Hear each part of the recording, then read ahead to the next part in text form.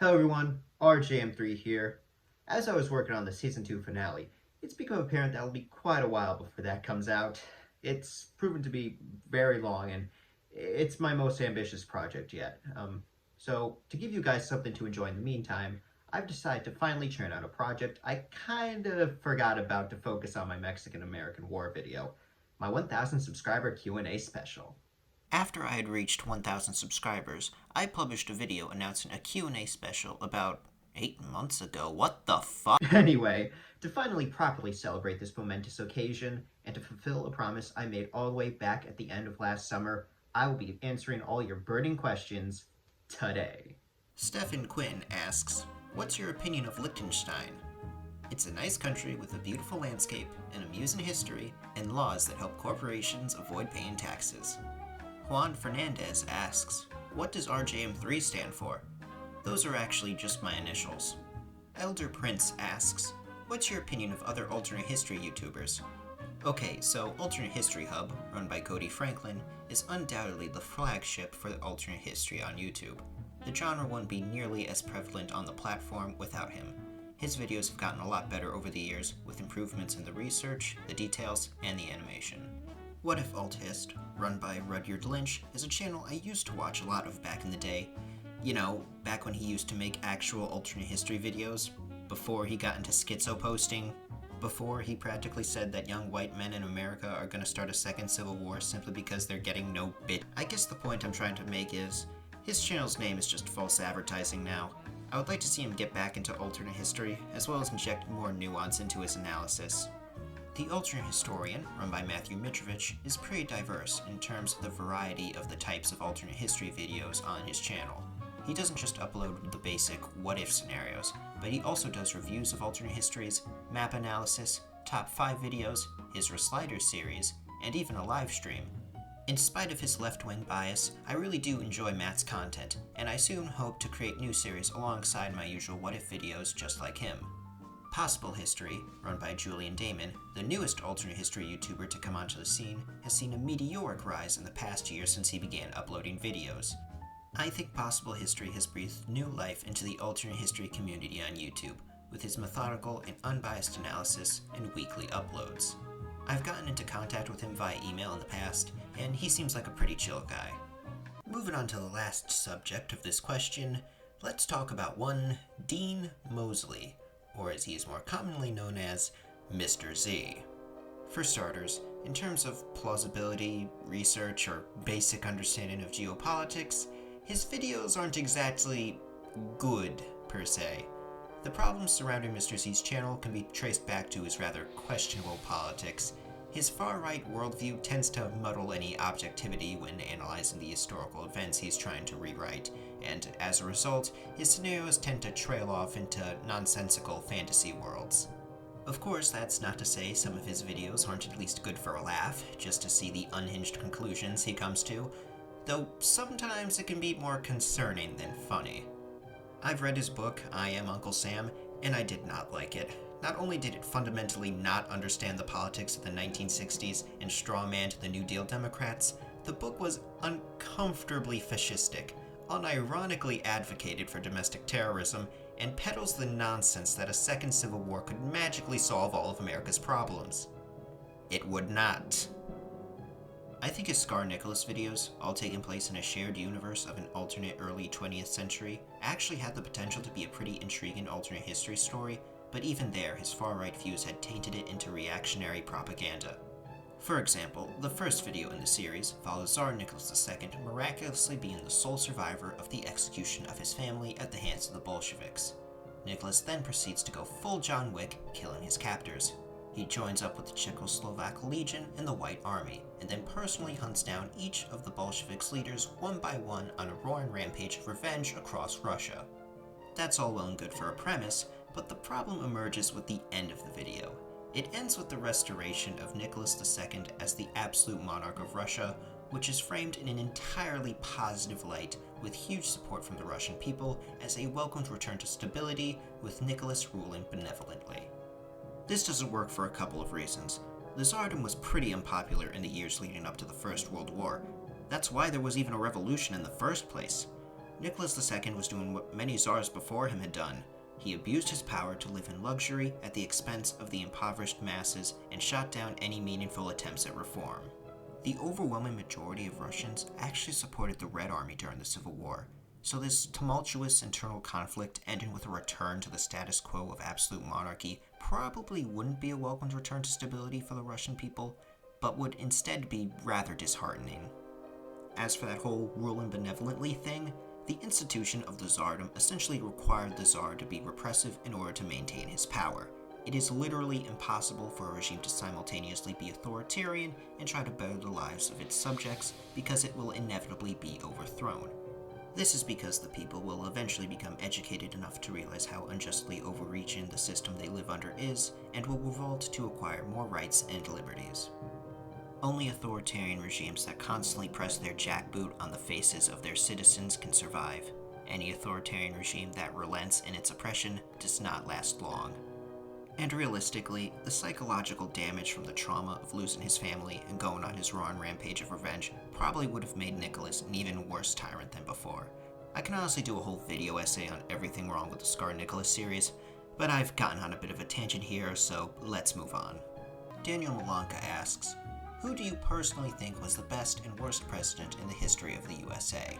The best president, in my opinion, would be Theodore Roosevelt. He played a huge role in supporting the progressive movement and ending the Gilded Age through trust busting, which crippled the power corporations had over the US government for decades. And today, we need people just like Theodore Roosevelt with the same moral courage as him to end the second Gilded Age we're in right now.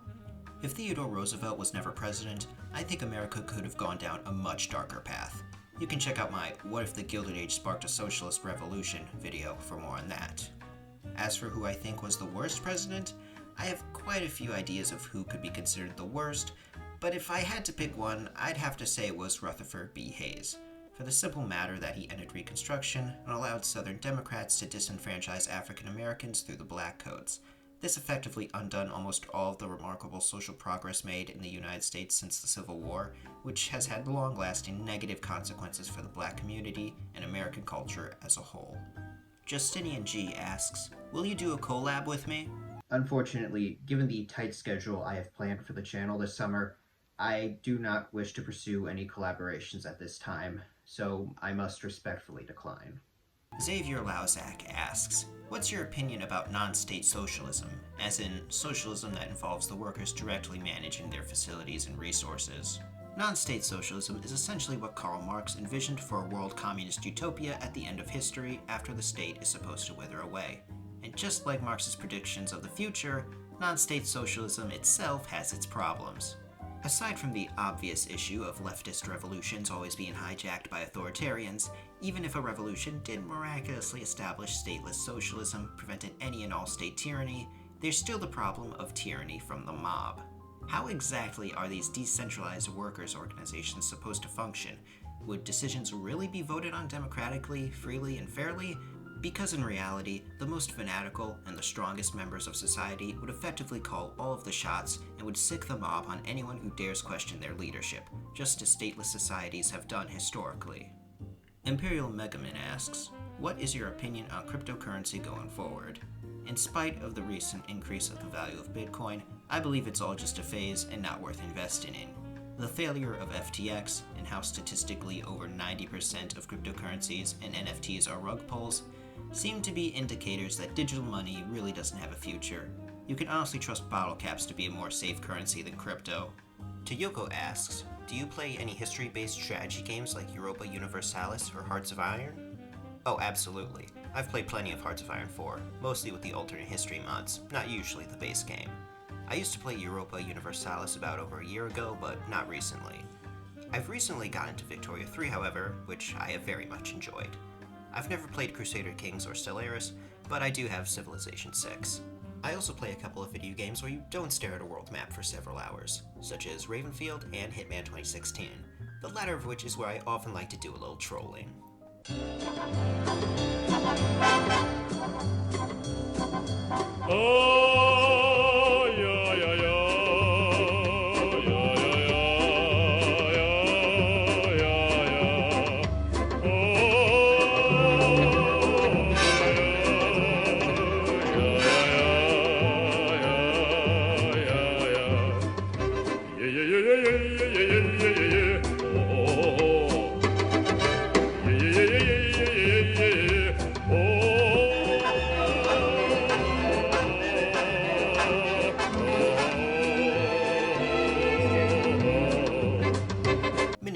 amounts of tomfoolery aside, there's also a number of games I'd like to play in the future, including the remainder of the Hitman World of Assassination trilogy, Until Dawn, The Quarry, the Dark Pictures anthology, Detroit Become Human, Fallout New Vegas, Team Fortress 2, Call of Duty Black Ops 1, 2, and Cold War, Doom 2016, and Eternal, and possibly a few other games I'm forgetting at the moment. Unfortunately, the limitations of my desktop have made it incompatible with most of my Steam wishlist.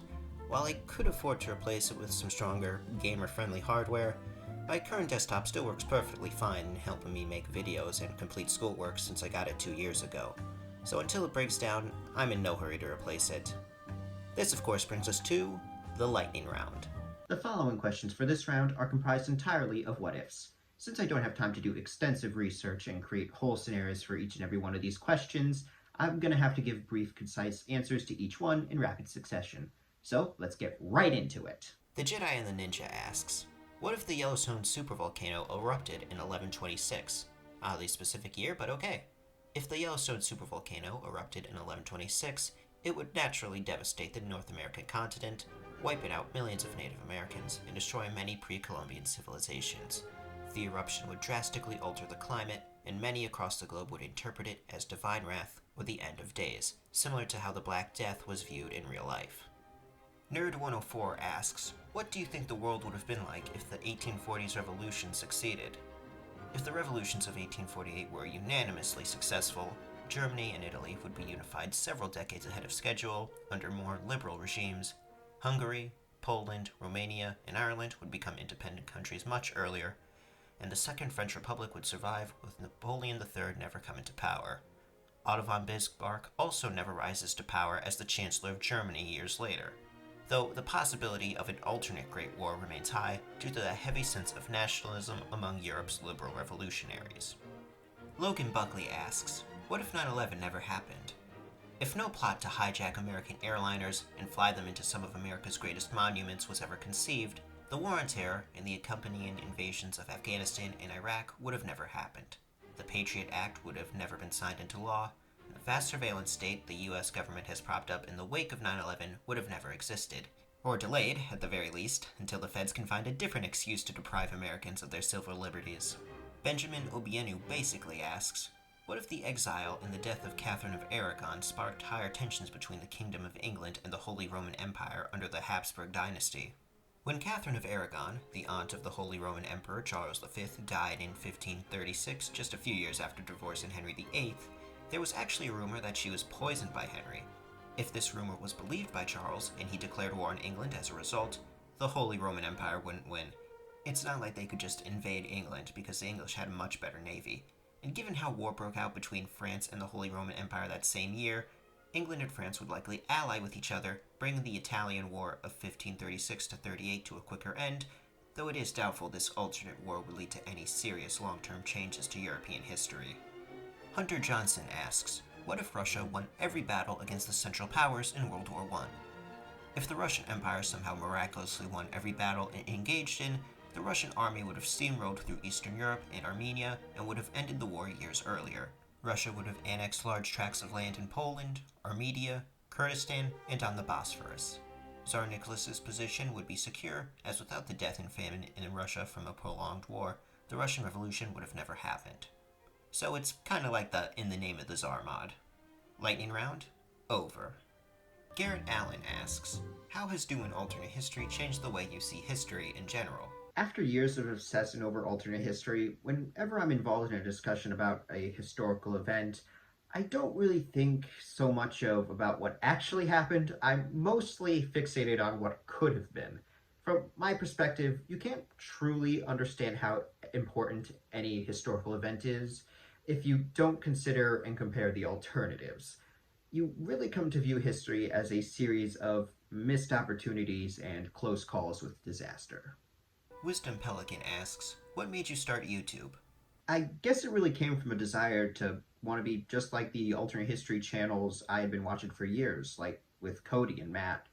I wanted to voice my own opinion on alternate history scenarios, and I just wanted to create my own content for people all around the world to watch and enjoy, and here we are. Our final question is from Delinquents Arsenal, who asks, will you make any alternate World War II scenarios?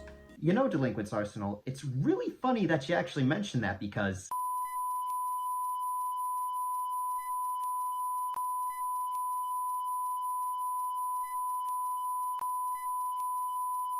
And that's my answer to your question. Well, that's all the time we have here today, folks. I hope you all enjoyed this long overdue special, and here's to another 1,000 subs.